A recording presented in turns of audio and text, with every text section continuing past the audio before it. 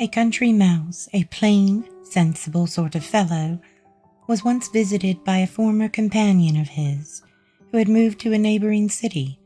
The country mouse put before his friend some fine peas, some choice bacon, and a bit of rare old Stilton cheese, and told him to enjoy his dinner. The city mouse nibbled a little here and there in a dainty manner, wondering at the pleasure his host took in such plain and ordinary food. After dinner, the town mouse said to the country mouse, "Really, my good friend, how can you be happy in this dismal, boring place? You go on in a dull, humdrum sort of way from one year's end to the other. Come with me this very night and see with your own eyes what a life I lead." The country mouse agreed, and as soon as it was dark, off they started for the city, where they arrived just as a splendid supper given by the master of the house where our town friend lived was over. The city mouse soon got together a heap of dainties on a corner of the handsome Turkish carpet.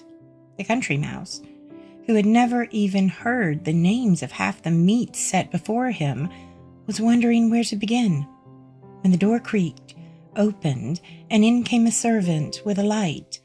The companions ran off, but as soon as it was quiet again, they returned to their dinner. Once more the door opened, and the son of the master of the house came in with a great bounce, followed by his little dog, who ran sniffing to the very spot where our friends had just been.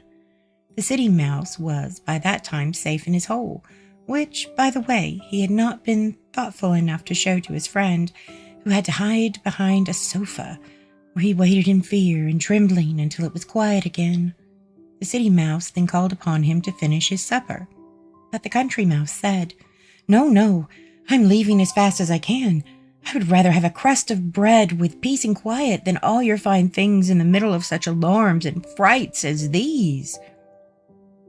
The moral of the story is, a simple life without worries is better than a rich life full of cares.